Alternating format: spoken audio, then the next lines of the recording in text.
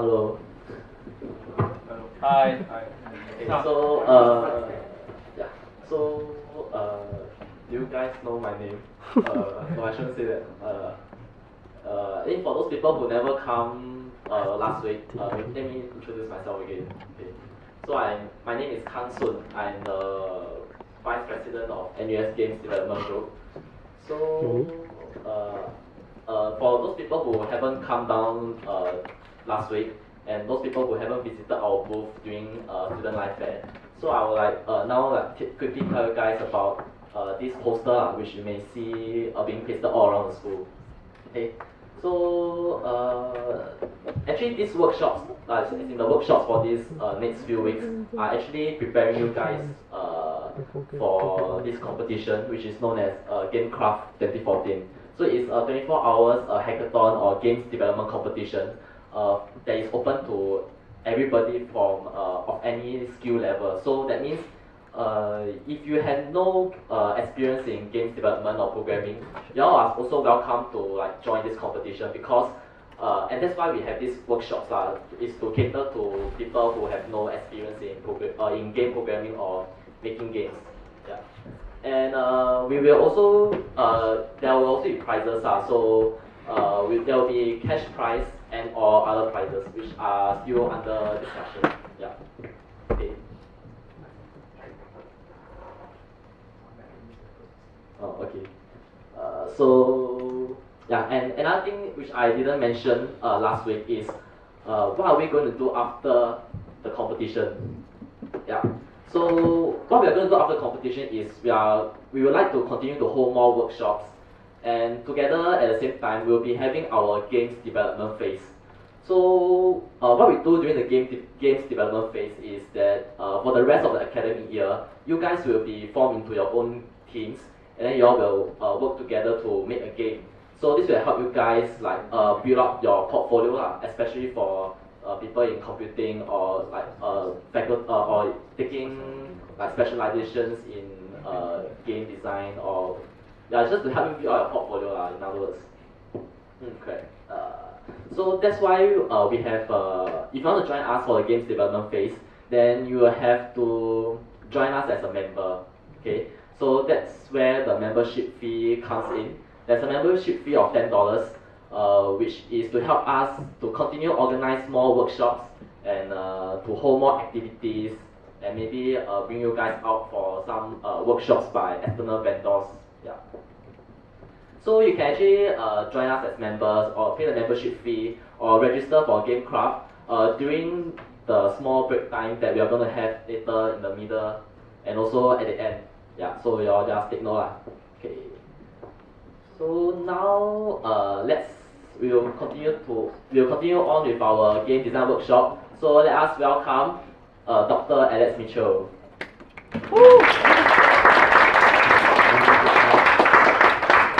Give me a second while I try and figure out what happened to my screen. I lost half of my screen here. Anyway, I'm Alex. Officially Dr. Alex Mitchell. I'm a professor in CNM, Communication and New Media Department, and I teach game design and interactive storytelling. So I'm going to be doing a short workshop today on game design. And let me first deal with the fact that my Mac is not communicating with this screen properly. Okay, I'm going to take the risk of pulling it out and putting it back in again and see what happens. If this doesn't work, you're only going to see half of my slides, like the left half of my slides.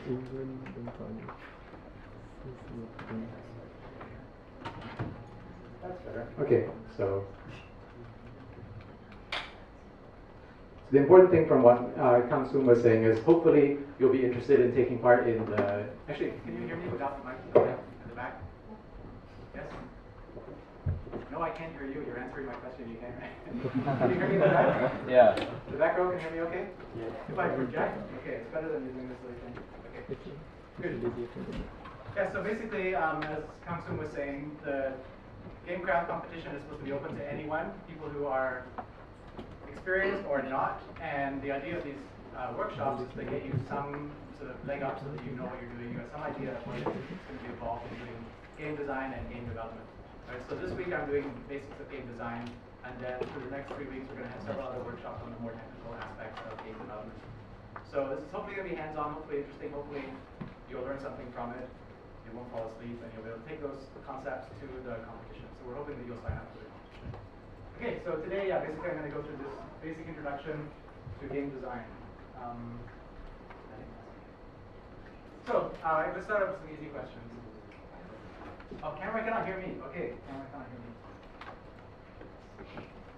We're very high tech these days. We think everything. Webcast, right? Okay.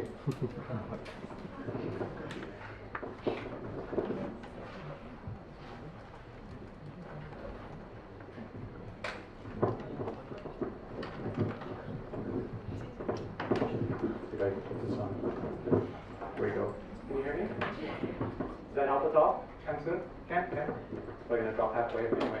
Yeah, so basically I want to be talking today about what it is that makes a game, what makes a game fun, and how can you design enjoyable and fun games. So we'll start off with some easy questions. What is a game? What is a good game? And how do you design a good game? And we'll try and go through and answer those questions in the next 2 hours. So let's start off with that first question. So what is a game? Anyone know? Can you define what a game is? And this is not for credit. This is a fun workshop, so there's not going to be a test or anything. But can you think of, how would you define what a game is? Yes? I've got set of rules, winning conditions, losing conditions. Okay, set of rules, winning condition, losing condition. You've been reading my slides ahead of time somehow. Yes, I mean, these are the sort of things that you start to think about. When you experience a game, often you just get into the game, you enjoy it. But there are certain things that you need to think about as you break it down. So games, usually there's a winning condition, there's a losing condition. There's some set of rules that constrain what you are doing. And as a game designer, those are the sort of things that you're actually putting together. So we're not going to be talking today about designing the art for games. We're not going to be talking about the programming. We're going to be talking basically about those rules. So how do you determine what's a reasonable set of rules that constrain people to do things a certain way and have fun? And that actually is one of the funny things about a game. A game, basically, you are deliberately putting yourself under difficult conditions, things that restrict you from doing what you want to do, and somehow that's supposed to be fun. So the challenge of the game designer is to do that in a way that it's not frustrating, it's at the right level of difficulty, so you feel like, okay, I'm doing okay, I could do better, I have some reason to get to the end of this experience, and you're doing the experience just for its own sake, right? It's not like you're going to get some money or some points or something other than in-game points. Basically, the game itself is the reward. So these are all the sort of difficult things you're setting yourself up to do as a game designer, to be able to create a situation where people want to do something hard for no reason, and just for its own sake, right? And somehow that's supposed to be enjoyable and fun. So I'm going to talk you through this, basically these 3 steps. I'm not going to be giving you the only answer to these, but I'm going to try and hopefully give you some idea of what we mean by a game as opposed to other experiences, what makes a good game, and how you start to think about designing a good game. Okay, so let's start with this question of what makes a game a game. So also want to make sure you're all awake. So we're actually going to play a game. So I want you all to stand up. Stand up, stand up, stand up, stand up. And basically, we're going to play massively multiplayer rock, paper, scissors. Okay? So what you're going to do is, you're going to find somebody to send you. Okay, don't want to play. They're on the committee. Okay, so what you're going to do is, you'll find someone around you, anyone. You will play rock, paper, scissors. The winner stays standing, the loser sits down. And then repeat, and repeat, and repeat, until there's only one person standing. Okay? So, ready? Go. Jump.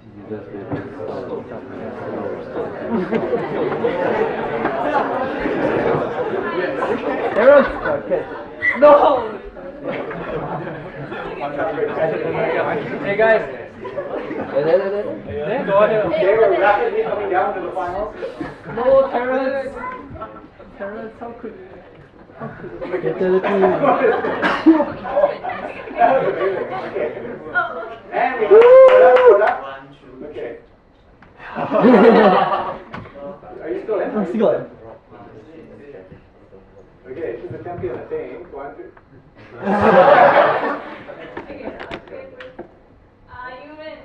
Okay, champion.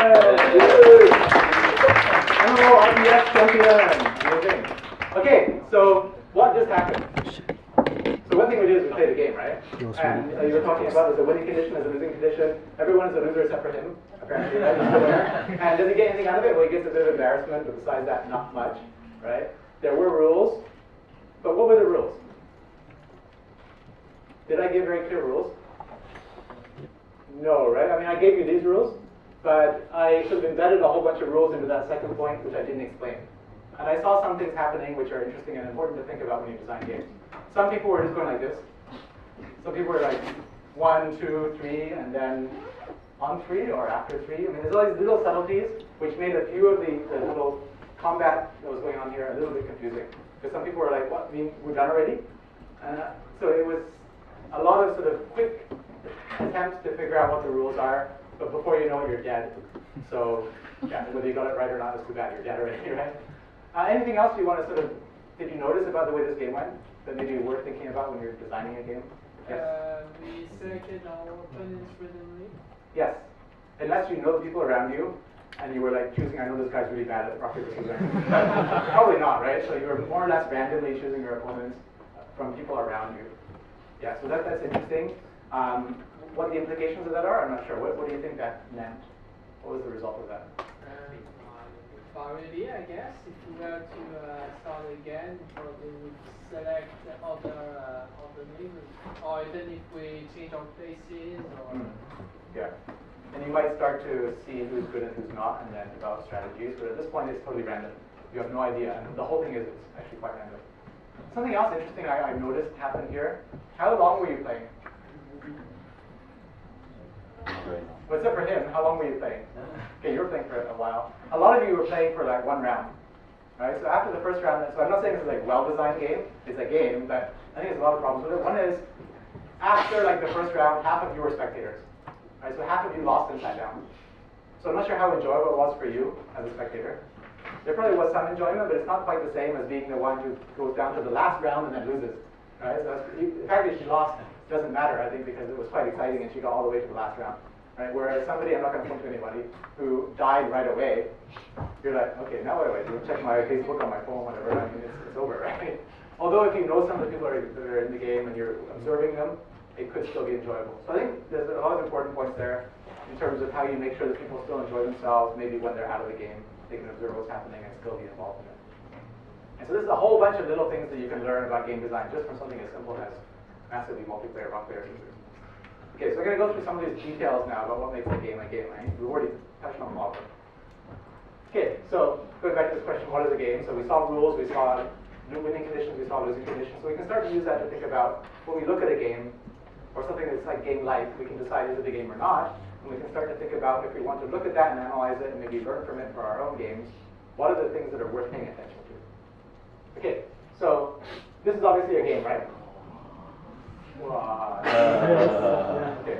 So I always try to update the screenshot because if I still keep showing like World of Warcraft, people will be like, oh, good. Yeah, okay, it's a bit more. It's somewhat up to date. So definitely a game, right? It's got all these things we talked about. This is a game. What we just played, right? Rock, paper, scissors. I suppose. Is this a game? Take a second to figure out what you're looking at, right? So this is a YouTube video, let's play of Last of Us. So I'm not asking about Last of Us, but this itself, which has characters, has video, and I mean, it's got some conflict. Is this a game? This video of a game is actually a game? Probably a no-brainer, right? No. But why not? Because for me, a game would be something in which you interact, and over here you're just a spectator. Yes. So like when we were playing rock, paper, scissors, you become a spectator from a player once you lose. Yes. So you really need to be doing something involved, right? Yes, I very much agree. And the funny thing is a lot of people do end up not playing games, they end up like watching games these days. So you'll have people who like go through, I mean, they go through a game, maybe they'll play it once and then they go back and they watch all the other versions of it, all the different endings, right? Which I think when you think about it, you're actually losing something there, right? You're losing that participation and actually the sense of being a player when you're playing the game. So I'd say that's one of the most important things, players, right? So as you're thinking about game design, one of the first things you should think about is who are the players? What do they want to get out of the game? How are they going to be involved in the game? How do you get them into the experience, right? So if you have a game like soccer, you have players. You have something like the, I'm not sure what they're playing, probably Dota, like the Singapore team playing in one of these world cyber games. The players are the most important thing, right? So everything sort of goes around the players. And that's very important to think about, especially if you're designing games for players who are not you. Often you think about, okay, I want to design a game that's going to be my favorite game. But you may not be the target audience of the game that you're trying to develop. Particularly if you're working in a commercial games environment, if you're making like mobile games for, I don't know, housewives in the US Midwest or something, you've got to think about what is that person like as opposed to me, and what would they enjoy. So knowing the player, knowing sort of what their needs and their desires are is very important. Okay, so here we have a player, it's not me, in a sandbox, playing. He's definitely playing, right? He's having fun building castles or whatever. Could have been me, I used to do that. So is this a game? Yeah, somebody said yeah. It could be, yeah. But you're the one who said you have to there have... are some style games. You got Minecraft, you got the Elder Scrolls. Actually, good question is whether Minecraft is a game or not. So you started off the workshop today by saying you need winning and losing condition and you need rules. There are no particular winning condition. Yeah, sandbox, I mean, you talk about sandbox game. No losing. This is the original sandbox, right? Yeah. So he's got a good point, actually, and sometimes it doesn't matter whether something's a game or not. I mean, is Minecraft a game or not? Who cares? It's fun, right? Playing the sandbox, who cares? It's fun. But as a designer, you would approach creating a sandbox-like experience in a different way than you would a game that really has a winning and losing condition, right? So it's important to think about these, what we call formal elements of games, as you're thinking about designing it. So you can decide, do I want people to have a specific goal that I've set for them, or do I want people to have what we often call emergent goals? Right? So in a sandbox or in Minecraft, often your goal is, I'm going to make something, right? Or I decide that I'm going to be competing against other people, and someone creates an arena, and then you go against them, right? But the system itself doesn't really enforce that's the way you play. It's more open-ended, and you allow people to create their own goals. So it can become a game. Sandbox can become a game, but on its own, it's not a game because there aren't these rules and winning and losing conditions. So really, that's what my point is here, right? You need rules, so you need things that say what you can do and what you cannot do, and then people can work within those rules and decide how's the best strategy I can use. What's the best strategy I can use to win this game? So as a game designer, you've got to think carefully about what those rules are and how you make them clear to the player. So something like Mario Brothers is quite clear what you can do, and it all builds around the same sort of basic ideas in terms of running and jumping and moving through a platformer. And it's quite clear that those are the sort of things that the player would know how to do once they get used to the way this game works. Right? So clear rules is very important. Goals is also very important. So many different games. This happens to be my favorite game. Anyone know this game? Shadow of the Colossus. Good. Okay, so left foot of it. Yes. So this is a game where basically your goal, the larger goal, is to basically bring this girl back to life. We're not quite sure who she is, but she's dead. And you're going through these missions to kill these 16 colossi to allow the spirit to bring her back to life. Right, so you've got several different goals. You've got the immediate goal of trying to kill the current boss for the level you're in. You've also got the larger goal of trying to bring this girl back to life. So very important, you've got that goal that drives you towards what you want to get. That's the thing you're always referring back to as you play the game. And the rules are the things that help you to determine what you can do to get towards your goal.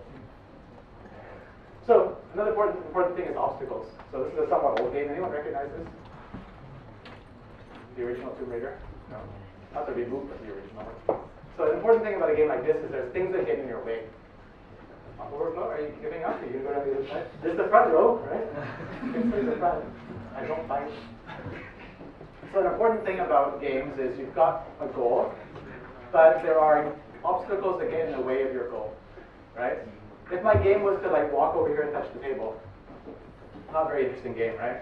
If my game was to walk over and touch the table before the holes open up from the floor and I drop into the lava pit and the rocks drop from the ceiling, it's becoming more like a game, right? So I've got to think of some strategy, how do I get through here without getting killed? And then I've got this goal and I've got things that get in the way of getting to that goal. The rules are that I can jump in a certain way, and then you start to have the elements that make up the game. Because that's the thing I want to get to. It's hard to get to that thing, and I know what the sort of bounds are in terms of what I can and cannot do to make my way to that goal. So obstacles that get in the way of your goal are very important. So, okay, Minecraft, right? So what about Minecraft? So you do have emergent goals here. You've got things you can do. Do you have obstacles? If you're in creative mode, not really. Unless you keep spawning zombies in front of you, it's obstacles. Yeah. So again, it's important to think about how these different experiences are different. Not that some are better, some are worse, but they're different. And when you design for them, you've got to think different. Okay. So quantifiable outcome is an important thing, right? How do you determine whether you won or lost? All right. So that is very important. Otherwise, you may be going towards your goal, and you sort of get to the end, and you're like, so what happened? Did I win? Okay, I got to the end, but how well did I do? Particularly if you want something to be replayable, you want to think about how well did you do and can you do better? And can you go back and strategize and think, using the rules that I know I have, the abilities I have for this game, the constraints I'm working within, the obstacles, could I overcome them in a better way? And then you want to go back and play again, and then see if you can do better in terms of the quantifiable outcome of the game. So, what about story? I put this up for a very specific reason. I hope you all know Tetris, right? Very famous game. So Tetris is an example that's often used when people sort of in academia. So one of my research areas is interactive storytelling. And there's often this question as to whether story is important in games, and whether all games can tell a story, and whether games can tell stories in the first place. So for our purposes today, the question is, do games have to have a story? What do you think? Does Tetris have a story? No. Probably not, no. I mean, the reason I put it up is because there is an interactive storytelling scholar who talks about how Tetris is a metaphor for the modern capitalist consumerist life, that you're constantly having all these obstacles piling up against you, and you're like one of these pieces in the machine. So yeah, you can stretch it to that extent, that okay, there's a metaphor here perhaps, but it's not really a story, it's just a bunch of blocks dropping into your roads, right? So today we're not really going to talk about story, we're going to think about the mechanics of gameplay, right? So how do you think about those rules, conditions that need to be there to make the game enjoyable, and maybe a story emerges from it, maybe a story is used to frame it, but story is not important for today's purposes. Okay, so what is a game? To summarize, basically we talked about the idea that you need players, you need to think about the players as a game designer, you need some rules which determine what players can and cannot do, you need some goals that the player is aiming towards, and you need some obstacles that get in the way of getting towards those goals. And you also need some idea of whether the person won or lost and how well did they do. All those things come together to make up what we call the formal elements of a game. So if you put all those things together, you have the potential for a game. And then when someone starts playing it, it can actually become a game. So any questions so far? I'm hoping all of this is like super obvious, but maybe you never thought about it in this way before. Meaning like when you see it, you say, oh yeah, of course that's what games are about. When you're a game player, you often don't think about these details. It's only when you switch roles and say, okay, now I'm going to be a game designer, you need to break things down in some sort of systematic way. Okay, so any game could be described like that. The most lousy game possible could be described like that. So the next question is, if you want to design something, you probably don't want to design a lousy game. You want to design a good game, right? So it's worth thinking about what is it that makes a game a good game, and what distinguishes it from a bad game. So if you're designing a game yourself, you can stop and say, okay, let's make my game better. I don't want it to be a lousy game. Like my massively multiplayer rock, paper, scissors that those of you who are here already just played, it's not a particularly great game. It's not a terrible game. Some people have fun, right? But we could also stop to think about what would make it a better game. So that's what we're going to talk about today. So what do you think? What makes a good game? Anyone? What makes a good game? What do you think? Banana Republic. What do you think? Addictive? Okay. Probably, I mean, that seems more like a symptom than a reason. I mean, you can tell something is a good game because it's addictive, but what makes it addictive? Yeah, the back? The right level of difficulty. Right level of difficulty. Yes, that's a very good point. We're going to talk about that in a few minutes. So it shouldn't be too easy, but it shouldn't be too hard. So how you get it to be the right level of difficulty is one of the hardest things in game design. But yes, it should be the right level of difficulty. So if you have a really killer game, if you're playing Dark Souls or something like that, it's going to be super hard and you're going to die, but for some people that's fun, right? Other people want to play, what's a super easy game? I mean, some levels of Candy Crush are super easy, some are super hard. It's a little bit unbalanced that way. But there are super easy games as well, which some people like. Some people will not like them. So it's very difficult to, even just across a small number of players, you can have very wide ranges of what people think is going to be a good game in terms of difficulty. So maybe one more idea as to what is a good game, and I'll tell you what I think is a good game. Innovation. Okay, so all those clones of Flappy Bird. Of Flappy Birds, yeah. I was thinking that 1024 or 3's the original. There's like these games which are like clones of clones of clones of clones, and they're still fun, right? So I agree, but it's tricky, right? Because you also have games which are building on a series of previous games, and people who are really into The Sims, for example, like The Sims 2, The Sims 3, The Sims, is there a Sims 4 yet? I don't think so. But anyway, all these Sims variations. So there's two sides to it. I think one is that you want to build on what people already know so they don't have to learn everything from scratch, but you also don't want to keep playing Flappy Birds over and over again, right? Otherwise you won't have another Flappy Birds that appears and then makes people wonder what, yeah, it's like so stupid and simple, but it's fun. So yeah, it's when you get that you can see that there was really a real innovation and somehow made a jump and actually worked. So yes and no, I think. Okay, so let's talk about this in a bit more detail. What is a good game? So I grabbed these two, this is a couple of years ago actually, but I grabbed these two images from GameSpot. This is the worst game ever, according to them, and this is the best game ever. Do I have a pointer? Yes, I do. Okay, worst game ever and best game ever. So GTA 4 is probably being surpassed now since I made this slide. And this one is like super big rig racing or something. I forget the name of it. It's the worst game possible. So if you look at it, so what did someone say over here about graphics? Yes, I deliberately chose these two games for a reason. Because the graphics here really suck. The graphics here are really cool, but that's not the point. Right? So there's other reasons. I would agree this is probably the worst game. This is not the best game, but it's a good game. And it's easy to think it's because the graphics suck on one side, the other side, the graphics are really good. So as a game designer, it's important to look beyond that. You can have really crappy graphics in a game and have a really good game. You can also have really crappy graphics in a game and be a really bad game in this case, right? So, yeah, one got a 1 out of 10, one got a 10 out of 10. And it's a lot more than that, right? I think I haven't played this game, but from the write-up, basically, you're driving this rig, and you just press the spacebar and it drives. And sometimes it like goes inside the floor, and so there's technical problems as well. But there's nothing really to do. Right? You just drive, and you press the spacebar and you drive, right? And I think you don't exceed a certain RPM or something, otherwise your engine blows up. But it's just a matter of like, it's like Flappy Bird, basically. You don't press too much, and you've got to get between the pipes. So, but in this case, it's terrible. It's not fun. Whereas GTA, there's so much emergent gameplay possible that it becomes a much more enjoyable game. So, very extreme examples, but these are the sort of things to think about. It's not just the graphics. There's more to that. Basically, it's the experience you get as you play the game. So let's think about some of my ideas as to what makes a game a good game. So one is this idea of meaningful choice. So you're making choices not do I press the spacebar now or not, but you're making choices that actually have some impact on what's going to happen in the game. Hopefully some impact is going to sort of have a domino effect throughout the game, and not just be like it affects what's happening right now, but it's going to affect your chances of winning. It's moving you towards your final goal. So basically the player should be able to see the immediate outcome of what you've done. Right? So I did a certain move and I can see, okay, I've taken a piece or I've moved one step forward, so I've got some feedback. But you also have an idea that the action has an impact on the overall outcome of the game. It's not like I'm just moving around here and in the end it's going to be somewhat random as to whether I win the game or not. But it should feel like you're moving towards that final goal. And you should feel that you have enough information to make an informed decision.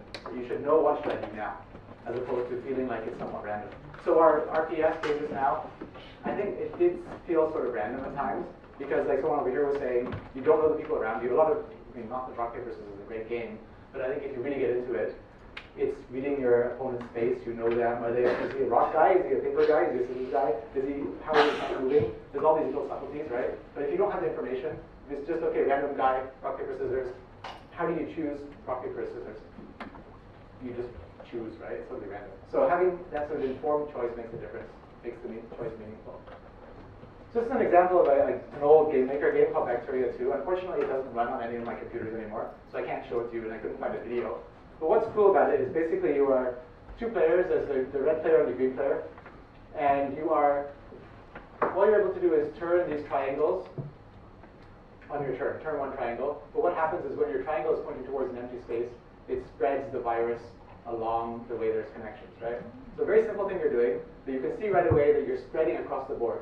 And the game object of the game is to cover the whole board with your virus, right? You're spreading your bacteria, actually not virus. So what's nice about this game is it's a very simple thing that you're doing, but you can right away see both the immediate impact of what I did, like I turned this triangle, maybe what's a good move here? If you turn this one so it faces this way, and then it's going to spread down here. It's not very good. This one's going to spread quite a lot. So you can see right away, but you can also strategize and think, okay, where am I going to go? How do I actually try and outwit my opponent?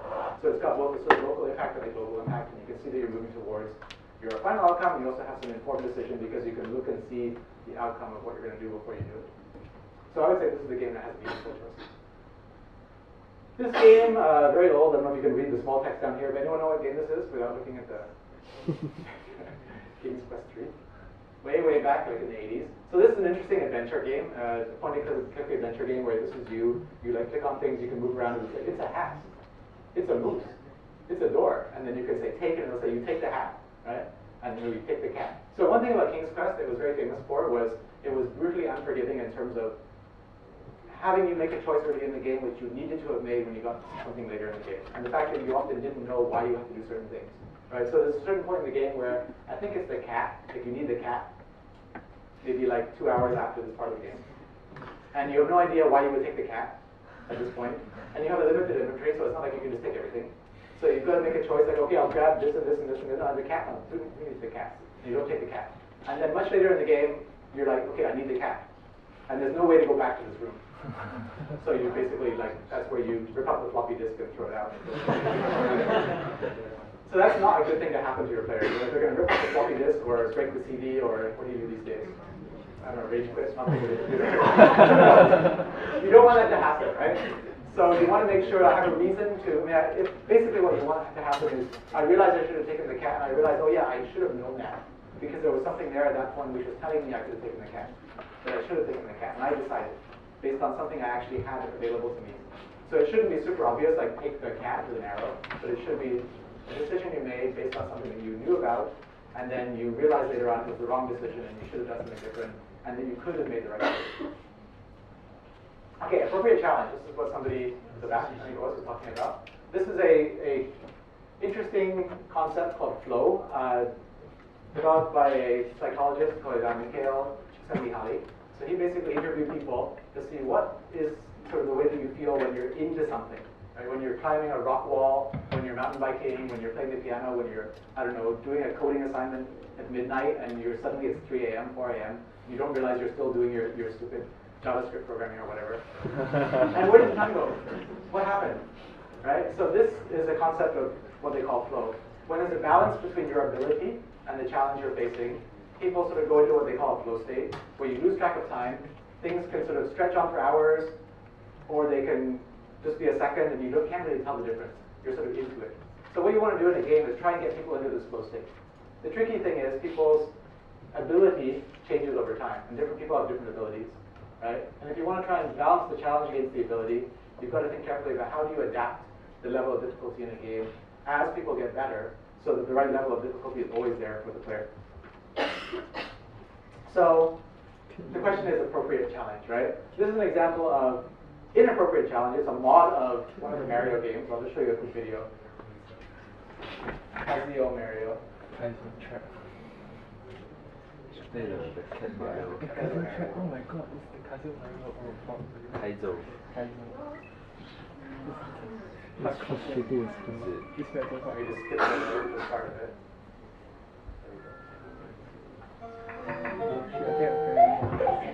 What? So this is the first level. Imagine if the first level is like this.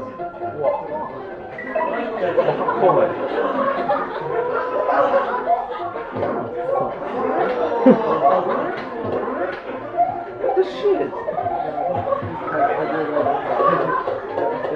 I'm not going to show the whole video. You can Google it on YouTube. So basically, that's not the right level of appropriate challenge. So what you want to be doing is thinking about gradually introducing challenges and then judging how well the players are doing and wrapping things up at the right speed. So this is a very difficult thing to do. And what some people have done is actually switch things around and say, okay, I'll allow the player to decide how I'm going to make things more difficult. This is an example of a game called Flow. Anyone heard of this game? It's by a company called That Game Company. They've done a bunch of other games like Journey, which are very well received and very, very interesting games. This is a game that they did, actually Juno Chen, the founder of the company, did as a master's thesis. The idea basically is that you're playing this character, some sort of a sea creature, and you move around the world and eat other creatures and get bigger and bigger. But what's interesting about it is rather than having the game get more difficult automatically, there are certain of these beacons that you can eat which take you to easier levels or take you to harder levels. So you can choose when you move forward. So his thesis is basically about flow, and he was thinking about switching it around so the player can choose what level of challenge the player wants. So not everyone wants to do that, but that's an interesting twist on it, that you don't try and do it automatically. You let the player decide how hard things should get. Okay, so what about fun? We haven't talked about fun yet, right? We talked about flow, we talked about challenge, we talked about having appropriate levels of difficulty, about choice. So, what is fun? Is it because it's addictive, like you were saying? Is it because it's an appropriate challenge? Is it because it's a winning condition? So actually, when you talk about game design, fun is a funny, fuzzy word, and we don't really know what it means, right? It's like saying something is nice. I want to make a nice game. Yeah, so what does that mean? It encompasses a whole bunch of things and actually says nothing as well. So Chris Crawford, the famous game designer, says basically games don't have to be fun to provide entertainment, rewarding or play. Just or just nice feelings. Let's banish this term from our serious game design discussions. So I don't entirely agree that games don't have to be fun, although some art games are trying that, right? Trying to make games that are deliberately frustrating. So the question is, do games have to be fun? And then the other part of the question is, what do we even mean by fun? And I would say that if you do all the other things that make a game a good game, it's going to be fun. Those are the things that come together to make a game fun. So don't try and make a fun game. Make a game that has meaningful choices, has appropriate difficulty, and so on, and it'll be fun. So I'm not going to say anything else about fun today. Okay, so what is a good game? Basically, what I would say is that it's a game that has meaningful choices and a game that has an appropriate level of challenge. Okay, so now the question is, we know what a game is, we know what a good game is. The point of today's workshop is really how do you design a good game? So how do you think about coming up with an idea? How do you think about making that idea actually work? Getting the right level of difficulty, the right type of challenge, the right type of choices, and then hopefully it'll be a good game. So one thing about game design is processes are very important. Even though games are meant to be fun, that word, right? Enjoyable, playful experiences, making games can also be fun, but it also can be a lot of work. I mean, some of you who've made games before, right? You know that it's really, really a slog sometimes. Right? It is work. So we do have to have a good process to think about how to do game design. And this is the process that I usually use. This is basically, it's roughly based on a process that's in a book by Casey Fullerton that I'll mention at the end of the talk.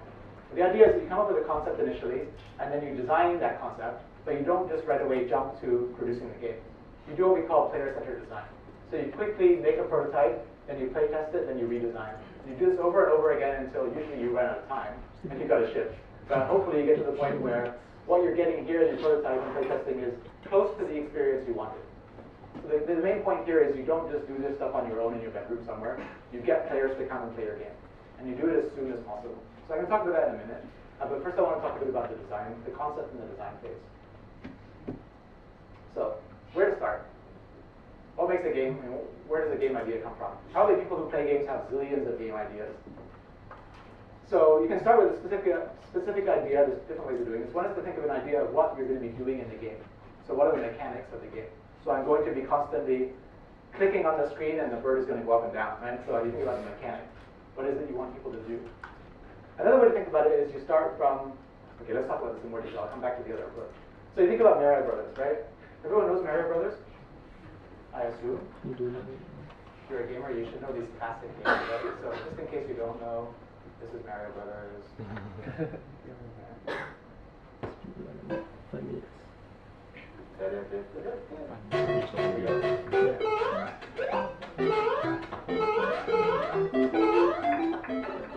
So Mario Brothers is a very well-designed game because there are these sort of core things that you're doing, right? You're always running and jumping, and everything builds around that.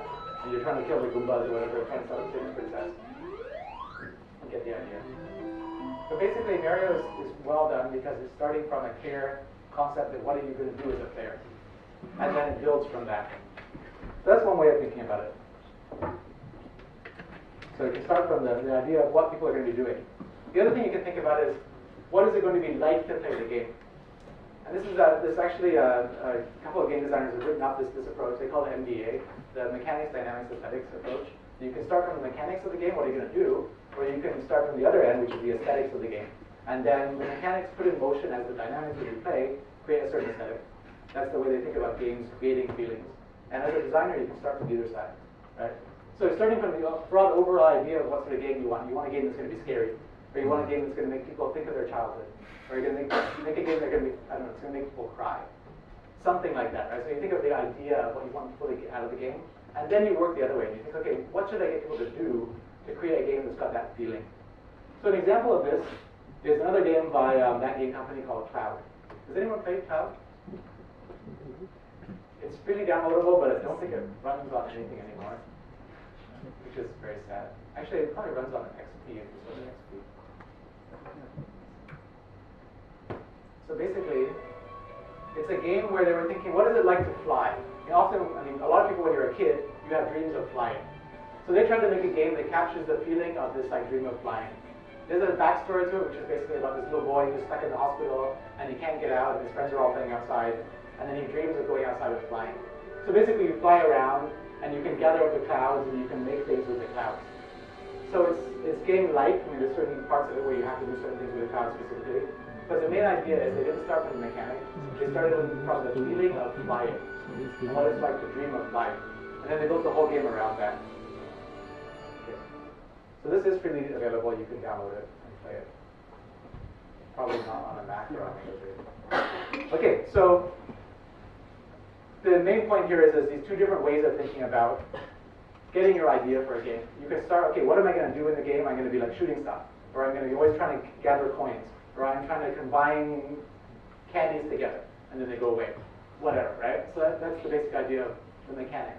Or you can think from the other perspective, and you can say, okay, what's it going to feel like to play this game?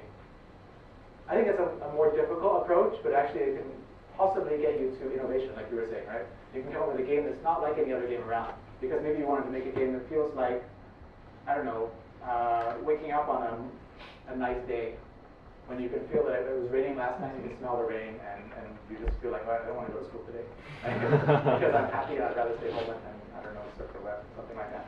So how can you make a game that captures that feeling?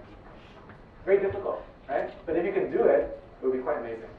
So what we're going to do now is we're going to do a simple exercise to try and think about this idea starting from aesthetics. Okay, so I'm going to give you a specific task, and I want you to break into groups of maybe 4 or 5 people. I'm going to give you some drawing blocks and some pens, and I want you to brainstorm this idea.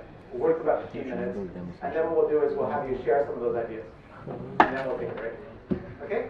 So the basic idea is, think about what was the most memorable experience you had in the past year. It can be good, it can be bad. Just think about what was the most memorable experience. Anyone first years? If you're first years, then maybe coming to NUS. I don't know, orientation, maybe getting lost walking around campus. If you're an exchange student, maybe coming to Singapore and like, it's so hot, right? Or what are these people talking? Is it English? I think so. Yeah. Don't know that? So, what was the most memorable experience? Think about what that was. And now think about describing in 2 sentences, so this is the challenge the team has to work towards. What is the game concept that captures the feeling of that experience? So think about what the game is going to be. You can brainstorm for 10, 15 minutes. And then I want you to be able to tell us those 2 sentences. What is the idea behind the game that's going to capture that experience? Then we're going to come back later in the session to think about the mechanics for this. But for now, I want you to just think about the feeling. Okay? So let's go to it. Break into small teams, people around you. And if you need some materials to work on, I've got some drawing blocks and some pens that you can grab from the front here. Okay? And I'll come around if you've got any questions. Experience of going to a foreign country and getting lost in a busy crowd. Okay, I've done that. Maybe And just being along through a busy crowd where it has matching and puzzles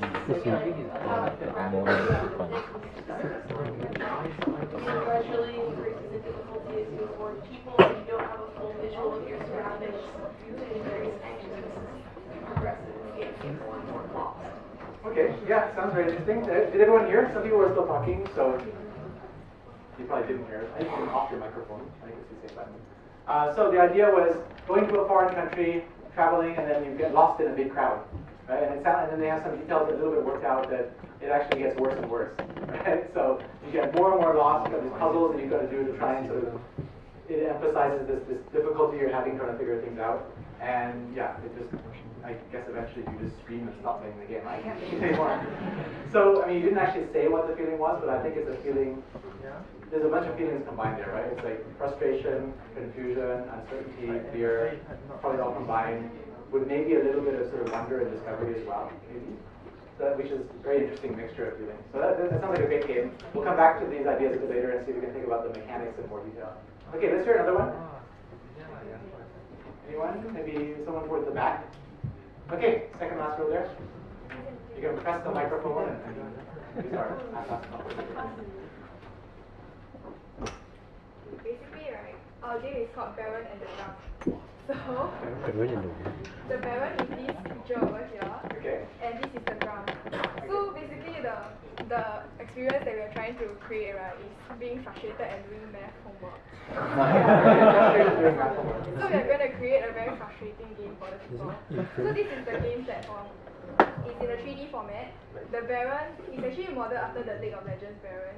He gets to go through wormholes. So you teleport into random places and the ground will appear everywhere. So basically you're trying to eat the ground, and every time you eat the ground you will get a point. But the cool thing about this game is that for the Baron, right, because the Baron has many eyes located on itself, every time the user types a key, for example A, B, C, an eye will open, so it will be jumbled up. So you only have limited vision on the game screen. Yeah. So basically you will just, every time you eat the ground, you will end up having to reshuffle the vision again and try to find out where you are while it's teleporting as well. Okay, very interesting idea. Anyone have any thoughts about this idea? So frustration, and then it's actually quite a lot of detail on how it's going to happen. Right? You're trying to achieve something, and you keep having this like limited information, and things get jumbled up, and Longest two sentences ever. It sounds very frustrating.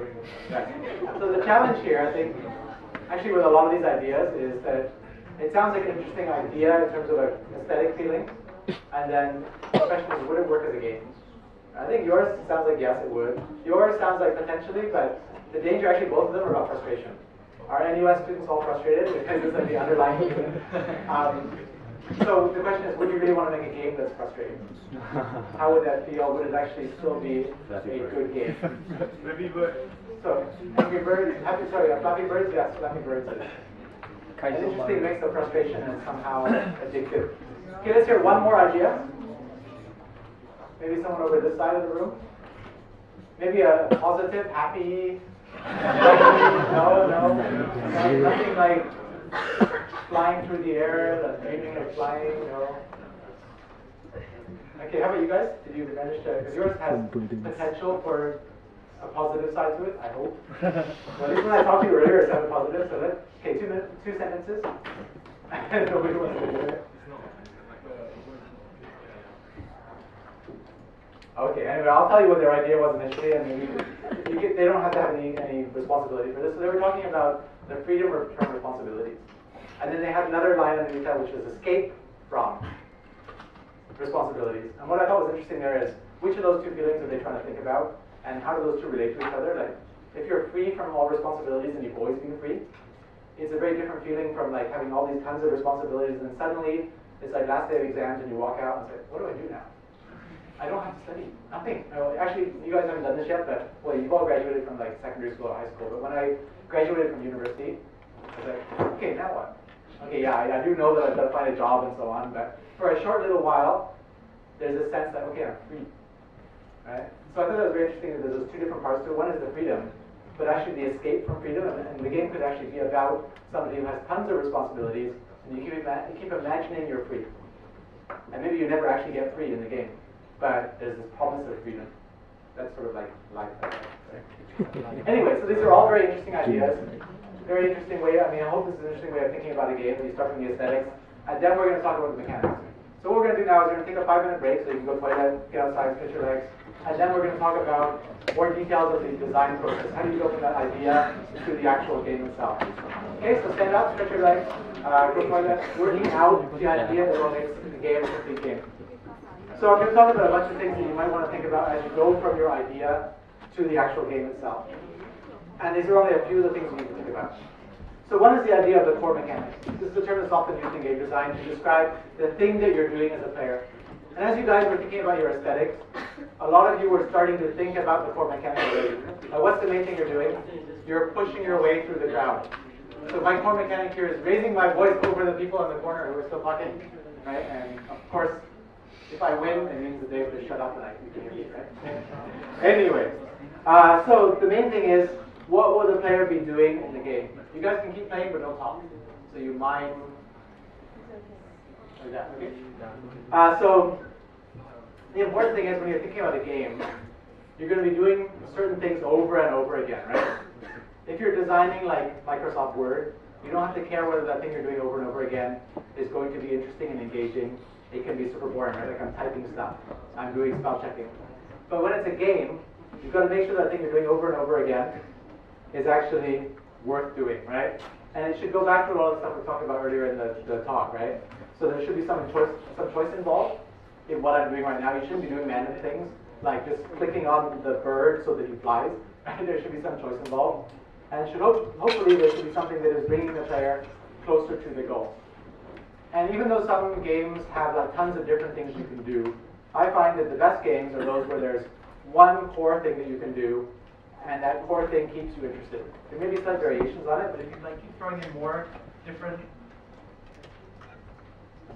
Okay, I think I've run out of battery, so I'm going to have to talk about it. Sorry, camera.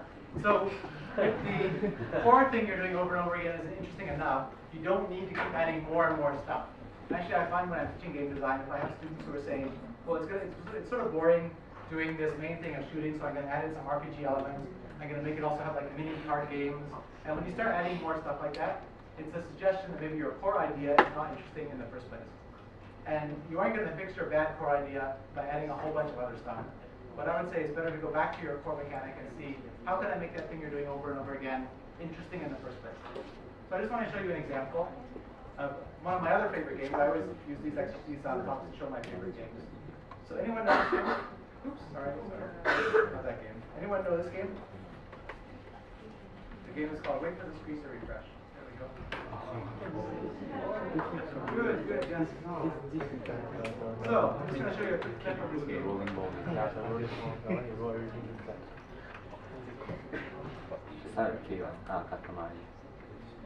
So there's many variations on this game. The one I've played is the PS2 game. Basically what it involves is, this is you're this little prince, and there's a backstory to it that your father was doing something strange up in the sky, and he knocked all the stars down, and you have to go down to Earth and roll up all the stuff, right? So the whole game involves basically you controlling this Katamari, this little ball, and you have to roll it around these different places like houses and street outside. Eventually it gets to the point where you are rolling up buildings and people. Eventually you are rolling up cows, skyscrapers, Godzilla at some point. So, what's brilliant about this game, I find, is that there's only one thing you're doing. You're just rolling up stuff, right? And the game can make so much use of that single core mechanic. Everything is built around it, right? Everything is scaled based on that. So you start really tiny, like you're on the table, and you're rolling stuff up, and then you fall on the floor, and there's a cat. You go to escape from the cat. You go outside, and the whole thing is seamless. From the point where you start off on the table to when you're actually rolling up, like oil rigs and tanker ships and things, and Godzilla at some point, out in the ocean, right? And it's very simple, but it works really well because it is so focused. So I think that's one thing to think about, really getting the core mechanic really focused and making it seamless throughout the whole game. Another example of a game that has a good core mechanic, talking about addictive, right? Candy Crush. I guess Candy Crush is somewhat died off now. Are people still playing Candy Crush? Yeah, I hear some yeses. Yes, people are confessing. It's like Candy Crush Anonymous. Yes, I still play Candy Crush. And I see people on the train still. I see people crossing the road when I'm driving. I see people like jaywalking and playing Candy Crush at the same time. So somehow it's still working. And all it is basically is getting, it's a match 3 game, right? You just have 3 things and you clear them. Eyes, squint, you flip them around and you clear them. And then they built everything on that single core mechanic. Right, so again, very clear core mechanic, which can have so much mileage. So main thing is have a really good core mechanic. And as you're doing that, make sure it's a good game. Right? So you want to keep in mind the things we talked about. So meaningful choice, appropriate challenge, those are very important. There's also a few other things that I would think about as you're doing your game design. So having that meaningful choice, having the appropriate challenge. There's also a few, this is just a few of them, a bunch of other ideas that game designers often want you to think about as you are focusing and refining your game. The ones I'm going to talk briefly about are risk and reward, progression, balance, and the idea of complexity. These two actually I'm going to skip over. I'm going to talk about the first two mostly. So risk and reward. This is the idea that everything you're doing in the game should involve some sort of balance between, do I want to take a chance or not? And if I take a chance, is there some payoff for that? So this is something you see in even like super retro games like this. Anyone know this game? Space Invaders. Space Invaders, yes. Another game that you must know if you're a game designer. So Space Invaders is a game I used to play on the Atari 2600 when I was a kid. Showing my age, right? Basically,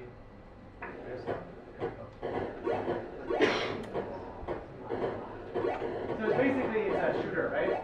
It's not a first-person shooter, but it's a shooter. And you have these areas you can hide behind and you shoot the aliens. Right? So there's a whole bunch of points in this game where you have this position of this. So here's the this UFO will come across, right? And you have this choice all the time, like am I going to camp behind these things and just shoot safely and try to kill the aliens? Or when this UFO comes by, do I jump out and try to get 200 points and maybe die? So the key point here is your choice. You have a certain style of play, right? You're really a conservative player, you just hide down the side. I used to just hide here and pick off row after row and make sure I don't die, right? Other people like my brother would just go crazy, he'd always jump out and try to get the UFO, he'd often die, he'd also get high scores. Right? So the point here is it's your choice, and this sort of structuring of risk and reward makes people feel like they're playing the game they want to play. So this is an old game, not so old, but still somewhat old game. Oops, let's get out of the video, let me get back to the slides.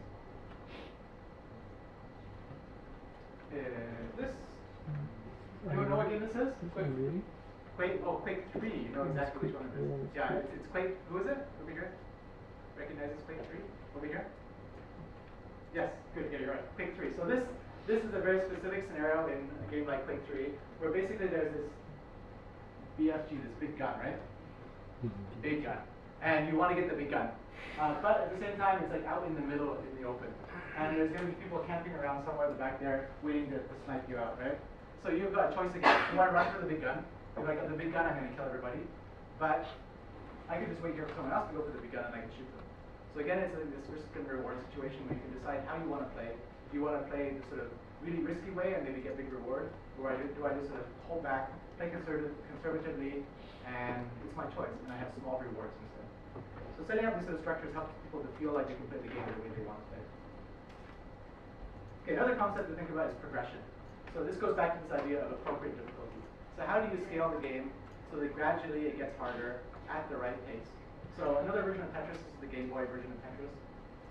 What's nice about Tetris is it basically really adapts based on your success. Right? And I use this a lot when I teach game design because it's a perfect example of how you can do what's called adaptive difficulty. Right? So Tetris starts off slow. The bricks are dropping down slowly. And it doesn't get faster over time. That's sort of the obvious way you think about doing this. Like gradually, over time, as you play more and more, the bricks go faster and faster. The problem is, if you're playing for a long time and you're basically building up the blocks and you're really bad, the game's getting faster and faster and it's going to get really hard. So instead what it does is when you clear rows, so basically when you make a row, the row goes away, that's when it gets faster. So they're using a very specific way of measuring your ability because you're able to do the core things you can do in this game, which is to clear rows, and that's when it gets harder. Only then do the things start dropping faster. So there's really a progression based on judging, is the player able to play this game? If they are, then they're going to make it harder. And if you're a beginning player, you're going to be playing for a while without actually clearing anything, it's not going to get harder. If you're an expert player, you're going to go in and you're going to clear lots of rows right away and it's going to get really hard. It's going to ramp right up to the level that you're at. So you don't have to like jump to level 6 or whatever. You just start playing and it quickly ramps up to your level of difficulty. So very nice use of progression. Another example is a game like this. Anyone know this game? Castlevania, yes. So what's nice about Castlevania, another very old game, I think Super NES, it looks something like this. Must have some wonderful sound or something.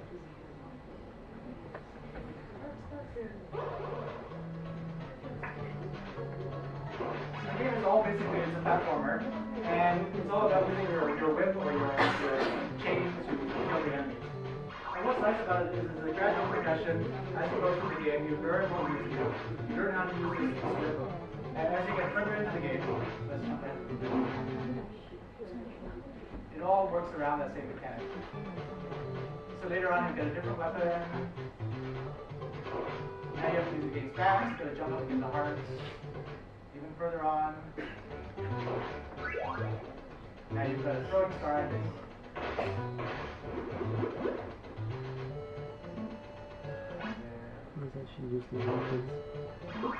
So what's nice about this game is it's all around that same core mechanic and it's gradually building up. Things get harder and harder until you get to the boss at the end. Let's go to the very end. When you've got to deal with Dracula himself, it's still the same mechanic. There we go. So it's making very good use of like gradually teaching you how to, sorry about that, brightness for a second there. Okay, it's gradually teaching you how to play the game, gradually ramping up the difficulty so that you don't suddenly get hit with something really hard. So again, a nice example of gradual progression.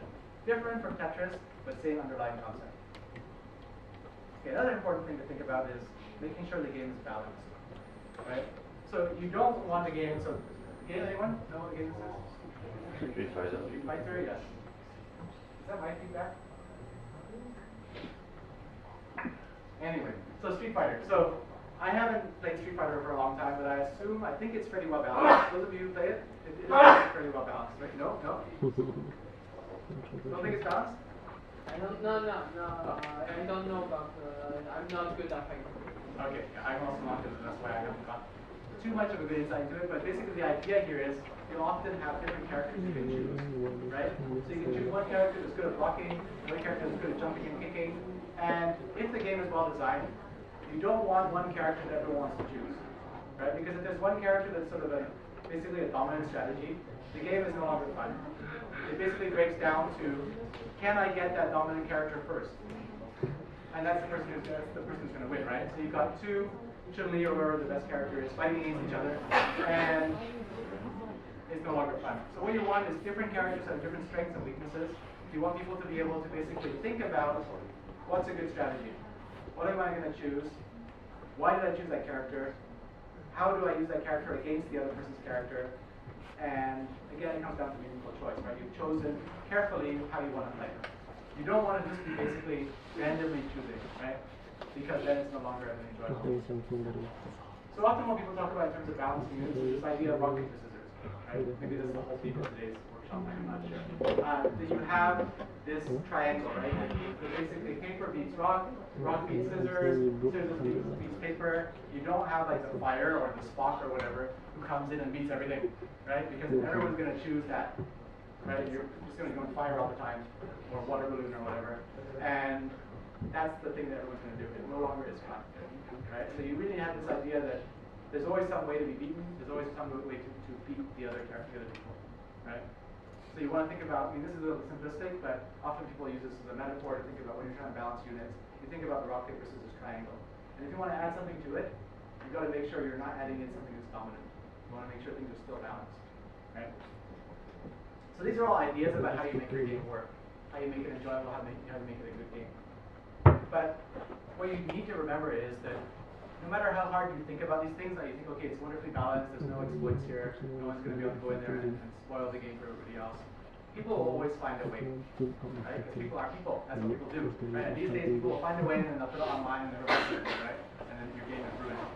So that's why you really need to think about the other parts of the process, right? So you don't just think about these ideas, you actually have to focus on play testing and redesign, right? So whatever your game idea is, you got to think about, okay, how can I quickly get this in front of people, no matter how simple it is, even if it's just a concept, and then see how people play it, and then see how people play it compared to how I expected it to be played. If there's a gap, then you need to do something, right? And what you want to do is carefully adjust your game, adjust your ideas, and see, okay, if I adjust it this way, and then get people to play it again, how is it changed? Is it better? Is it more like what I wanted? How are people responding to it? And you keep doing that until you've got something that you feel is actually going to be an enjoyable game. And what's interesting is it's not always, okay, this is what I wanted it to be like, and this is how people are experiencing it, and I want to get those together. Sometimes people experience the game in a totally different way and enjoy it. You might discover, actually, I want to change the game and follow those people's experiences because it's a better idea than my original idea. So it's not like I want to get the game I want. What you want is a game that people are going to like. So the main thing is you've got to get the game in front of people as quickly as possible. So lots of different ways to do this. And I guess the mantra is test before you build, right? So before you start production, make sure that the game makes sense, right? So the rules that you put together are understandable and consistent, so people can actually see, okay, this is the way I play the game. It isn't like suddenly on a later level, the abilities are different, the rules are different, people will get confused. And okay, this is the word I wouldn't say I said, but it's fun, right? So basically it's got meaningful choices and there's appropriate challenge. Also it's complete, right? So nothing is missing. And you won't know that until you actually start playing. If you realize actually there's something not here, that should be here, I don't know what it is, and once you get people playing it, you'll start to get some idea as to what maybe is missing in the game, right? So the best way to do this is basically through rapid prototyping and play testing. And particularly for those of you who are artists or programmers, what you want to be thinking about is, I don't want to do a lot of work building this game and then I realize actually it sucks, right? If you spend like a year, 6 months, whatever, and you've got all the code, it's beautiful, it does rendering really, really high speed, no lag. It's got amazing sort of networking, multiplayer capabilities. The graphics are incredible. I spent so much time getting them to work. I can squeeze it into an old iPhone and it still runs fast. And then no one wants to play it. And you spend like $500,000. You're in big trouble, right? So this is really what it comes down to. You don't want to spend a lot of time and effort and money on something that's not going to be fun. So really you need to do graphic prototyping. And we're not going to talk about it today because we haven't got time, but one way to do this is to do paper prototyping. So this is from my game design class. What I have the students do is basically take their idea and use pen and paper and existing objects like pins and dice and game pieces to basically think about what's the core of your idea. Don't care about the graphics, don't care about how it's going to look on the screen, but what do? And then you get people to play the game, right? So you, for example, in this game on the top, it was a game about dominating the space by having this sort of color ability where you can change the actual ground to a different color.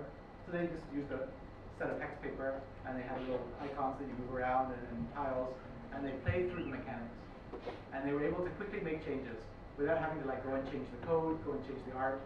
They can just take a new piece of paper, change something about it, change the rules they told the players, and then play it differently. So I think the two main points here are it's cheap, doesn't take time, doesn't take money.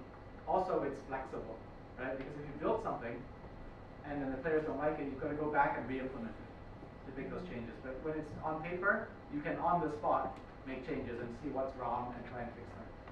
So paper prototyping is very important. So this is something I do in my classes, but it's also something the professionals do. So we have a couple of examples here from Electronic Arts. So this is Will Wright doing some prototyping for Spore, which you may or may not have heard of. It's one of his not so successful games. But they do a lot of paper prototyping. And this is from one of the Battlefield games, I'm not sure which one. Basically prototyping a 3D level, right? So they've got army men, and they've got like really, really quick and dirty stuff like a flashlight for a tower. They've got some styrofoam boxes. They've got some plastic helicopter there. And they're basically doing level design. They're planning how should the layout be, and then they're playing through it, right? So in both these cases, they don't have to do anything in terms of effort to create the actual assets. They just take what they've got around them, they mock it up, and they get people to play it, right? And it could be people on the same team in early stages. It could be people from other game teams within the same company, or eventually it's going to be people from your target audience. So whoever your players are, get them to come in and actually play the game. So for a while you can do that for prototyping, but at some point you actually got to start building something. So what people do, again, this is drawing from the same project, Spore. People will do things like lightweight computer-based prototyping.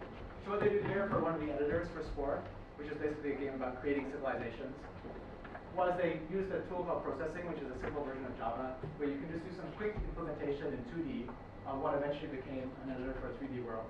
And here they basically went through the mechanics, and you can do more complicated things than you can do on paper, because you can have the computer actually implement some algorithms, but you don't care about the graphics yet, right? So it's just boxes and squares and lines, but you still get an idea as to how it works.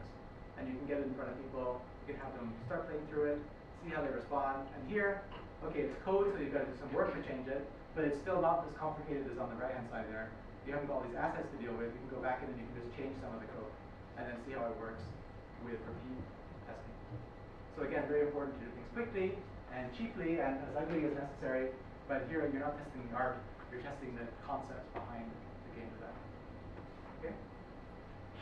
So I guess what I'm trying to say over and over again is really test early and test often. Right? So start testing as soon as possible. And continue testing during gameplay development to refine the gameplay. So you test early, but you don't stop, right? So if you're doing, depends on what sort of process you're doing, but if you're doing something like Scrum, where you've got like 2-week sprints, and every 2 weeks you've got a playable version of the game, then you want to get people to come and play test the game every 2 weeks, right? And you want to make sure that you're not spending long amounts of time on something that may or may not work, right? Another important point, probably the last point about testing is, when I talk about testing, there's different types of testing, right? Software testing and gameplay testing are not the same thing. You don't want to be having your playtesters come in and use them to see whether the game is buggy or not. What you want to be doing is seeing whether the game design is buggy, right? So you want to make sure that whatever you're using to do the playtesting works. Whether it's paper or whether it's on the computer, you're not using these people to be basically software testers. That's a very different process. It's a very methodical process where you've got to go through and try every possible test case and then do it over and over again, so it's repeatable. Whereas people who are doing playtesting, you want them to actually experience the game and enjoy it or not, and then see how they respond to the game. So these two things should be kept very separate. Okay, so that was a very quick 20-minute, how do you think about going from your idea to the actual game itself. Any questions about this? Anything controversial, anything you disagree with? Why bother doing prototyping? Okay, so what I want to end off with is basically taking your idea. So you had your wonderful aesthetic idea, right? So you're going to be making a frustrating game about crowds, or you're making a game about, oh, there's another frustrating one in the back there, I forget what it was. And then there was escaping from freedom, escaping from responsibilities. So that, my idea there was that you were just thinking about the idea, the feeling. Now I want you to go a little bit further and think, okay, what would the actual mechanics be like? And really think about what is that core mechanic that's going to capture that feeling. So I want to spend about 10 minutes doing this because we're almost at 8 o'clock. So just 10 minutes, and then maybe take about 5 minutes for sharing, and then we'll go back to having you pay money. So go back to your idea, and I want you to think about what are the mechanics of this game. So the idea here basically is the mechanics are going to, when put in motion, create the aesthetic feeling that you're looking for. So go back to your memorable experience and think about how do I actually instantiate this in game design. So start by figuring out what are your goals, resources, actions, and outcomes, right? So what's the game going to be about? Really clearly identify the core mechanic. And then, we don't really have time for this, but at least think about how would you make a prototype for this, right? So imagine we were going to create a paper prototype that could show 60 seconds of gameplay. Again, this is the idea that you want to quickly get in front of somebody, right? So you don't have the time to actually make the prototype, but I want you to think through to the point where you know what the core mechanic is, and you can tell us how you would actually play it. Okay, so go to it, back to your idea, think about how you're going to make that into an actual game that's playable. Right, so what's the core mechanic, and then let's have some sharing in about 10 minutes. Okay, go to it. We'll stop talking. I can't see. Okay, so you come to class, you're still in like your slippers and shorts and I don't know, your army tank top or whatever. You just woke up and you've got to get to your seat. Everyone else quiet. The goal is to get your seat status free and safety. And the resources you can use is like that. You have the whiteboard. And you can like run or crawl or sweat or something to do all of the slow actions to try to avoid and the outcome is just get caught. Okay. Sounds very interesting. And the problem is the ability to react to various situations. Okay, so like the lecturer is turning to look at you, or your classmates are saying, "Hey, over here, instead of slippers," right? And you have to respond in different ways, right? Yes. Okay, what do you all think about this idea? So you're coming late to lecture and you're in slippers and you got to get to your seat without getting caught. So I guess once you're in your seat, your legs are open or something. Any reactions? Yeah. How does the difficulty increase? So, if first the teacher turn around the frequency wherever increase. And the range gets crazy. My eyes become more.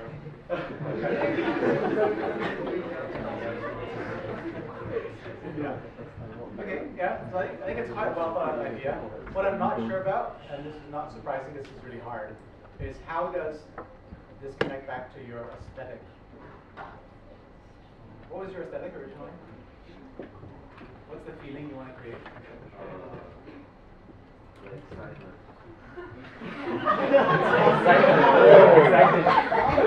Such excitement. I think what's interesting here is we didn't share their idea initially, but the initial idea they had was the embarrassment and the sort of ridicule from your lecturer when you get caught in class with slippers on, and the lecturer like has just started talking, and you're like trying to sneak in last minute, and you're still like you should be in bed or something, right? And then the lecturer says, "You wearing slippers again, 6th time, you're sleeping again." And then everyone's like laughing and stopping you or whatever. So you feel really high stay, right? So I guess the challenge here is that's the feeling that you started from, but I think the mechanic doesn't quite capture that. which is okay. I mean, it sounds like the idea evolved, and it's more about the excitement of trying to not get caught. But what would be very interesting is, could you make a game that's enjoyable and also gives you that feeling of embarrassment? I don't know if those two go together, but that'd be something to work with. So very good try, and I think it could be an interesting game, but it shows the difficulty of getting the aesthetic into the mechanics. Right? Okay, let's hear one more. Anyone else want to share their idea? It can be a team that shared before as well if you want. Anyone? Okay, at the back. Wonderful. Okay, so our original aesthetic is like we're exploring some unknown land. Okay. So like one of the feelings we're trying to capture is you go out on top of a hill and then you see very nice view, like wow. you see, yeah, so it's like sense of discovery. So basically the game is like you start out somewhere somewhere. So he's holding up a grid. Yeah. So you don't know what's in the rest of the grid. The objective is to find the exit, but the exit can be anywhere. So what happens is you choose the direction to go in, then you go in that direction, and then when you land on that grid, you find out what's in it. So that's the discovery. And basically what we have is like the answer sheet. It's like Battleship. So we know what's actually on the other side. And then yeah, so the player goes through and explores. Then there are things like mountains. So if he's on the mountain, then he can see one square around. Then there are like, if he's on one mountain, on the level 1 mountain, he can see like a level 2 mountain. So he might go to the level 2 mountain, which will let him see 2 squares away. So yeah. So it's actually it's about revealing things, right? It's yeah. about giving you more information, but somehow also that sense of wonder that you see something that you maybe weren't expecting, and somehow it's beautiful. Yeah. Something like that. Yeah, I think it's quite nice. I think what's maybe not clear, and right, you only have 10 minutes, so it doesn't matter, but where the challenge is and what the difficulty is. I mean, you talk about trying to find the exit, but I think what's challenging here is to connect. I need to get the exit and to get out, together with the feeling that seems to come through quite nicely in terms of discovering what's in the square. So the mechanic seems to work, but connecting it to the winning condition isn't quite there yet. But that would take some playtesting, more than that. Okay, very good. So I think we're out of time. It's past 8 o'clock. So thank you all for sticking back the whole time. I hope you learned something here in terms of those 3 questions. So what's a game? What makes a good game? And how can we make a good game? I'm hoping that you all try and take this plus what you learn in the next 3 workshops and apply it to GameCraft. Right? So just one last thing for me to say. These aren't all my ideas. I stole them from a lot of other places, right? So the 2 books I find most useful for my book is Tracy Fullerton's Game Design Workshop. Tracy Fullerton is a professor from USC, University of Southern California, and she was the supervisor for Genova Chen and other people from that game company. She's a great game designer, and she also has a lot of ideas in terms of how you teach game design. So I don't use her book, but I ripped off a lot of ideas from her book. So it's worth looking at. It's in the library. The other book, Rules of Play, is a bit more of an academic text about games, but it's also got a lot of good ideas. So if you're interested in what I talked about today, you should apply these ideas by entering competition, but you can also read more about it, learn more about it by looking at these books. Okay, thank you. I will now turn it over to Kang Soon to wrap things up and to encourage you to come and pay money. Okay, thank you all.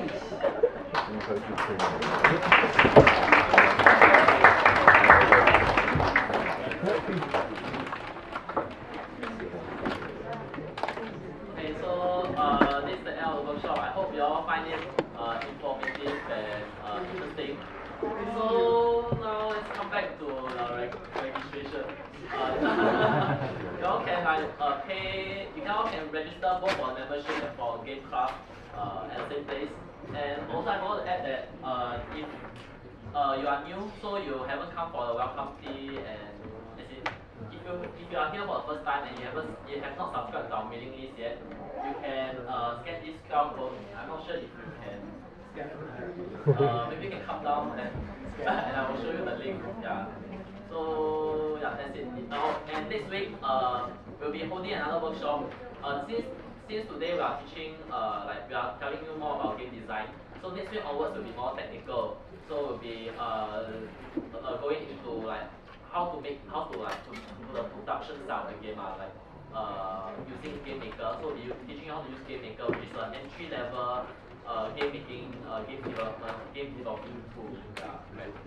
So yeah, that's it. So we'll send you an email about the time and the venue. The time will be the same, Wednesday 6 p.m. Yeah. But the venue we will confirm with you through the email. Okay, that's it.